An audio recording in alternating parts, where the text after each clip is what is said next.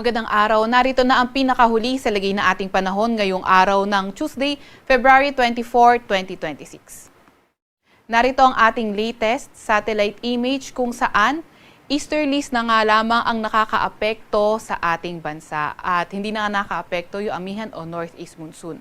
May kita nga rin natin sa ating satellite image na yung mga kumpol ng kaulapan mostly nandito na lang sa may Palawan area at kanlurang bahagi ng Mindanao area. At may kita nga rin natin halos malinis na nga rin sa malaking bahagi ng ating bansa, maliban na nga lang sa mga tsansa ng mga localized thunderstorms. Sa ngayon, wala din naman tayong minomonitor na low pressure area or bagyo sa loob or malapit sa ating Philippine Area of Responsibility. Para naman sa lagay ng ating panahon ngayong araw, inaasahan nga natin na sa may Palawan area, posible pa rin magpaulan ang easterlies o yung mainit na hangin galing karagatang Pasipiko. Para naman sa lagay ng panahon sa Metro Manila and the rest of Luzon, fair weather condition ang inaasahan natin pero may mga tsansa pa rin ng mga localized thunderstorms. Inaasahan nga natin na until tomorrow, posibleng mag-persist ang ganitong klaseng weather condition at pagdating naman ng Thursday, nakita natin sa malaking bahagi ng Luzon, pati na rin sa Metro Manila, fair weather condition pa rin, may mga tsansa ng mga localized thunderstorms. Pagdating ng Friday, posibleng manumbalik ang epekto ng amihan o northeast monsoon pero mostly sa extreme northern Luzon area na lamang. Kapag ganun ngayon nangyari by Friday, fair weather condition pa rin naman ang inaasahan natin sa malaking bahagi ng Luzon pero sa may Batanes at Babuyan Islands, mga tsansa ng may hinang pag-ulan yung inaasahan natin at sa Metro Manila and the rest of Luzon, mga tsansa naman ng mga localized thunderstorms. Nakita nga rin natin pagdating ng Sabado, posibleng mas lumakas yung epekto ng amihan at posibleng nga makaapekto sa malaking bahagi ng Luzon at asahan nga natin fair weather condition pa rin by Saturday pero may mga tsansa na tayo na mga may hinang pag-ulan.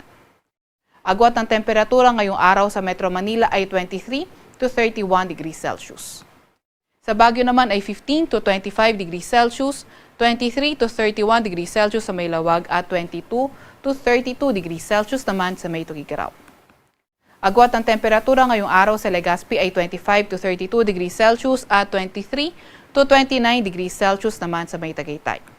Agwat naman ng temperatura sa Puerto Princesa ay from 25 to 32 degrees Celsius, ganon din naman sa May Kalayaan Islands.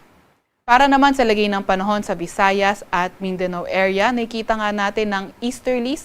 Dito na lamang magpapaulan sa may Zamboanga Peninsula, Basilan, Sulu at Tawi-Tawi.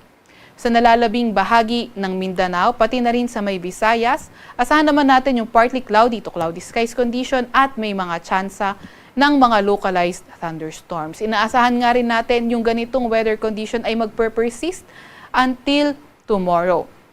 At nakikita naman natin by Thursday, posible sa may northern Mindanao at silangang bahagi ng Mindanao, magpaulan ang easterlies. And then pagdating nga ng Biyernes, posible nga na fair weather condition na Visayas at Mindanao at may mga tsansa ng mga thunderstorms.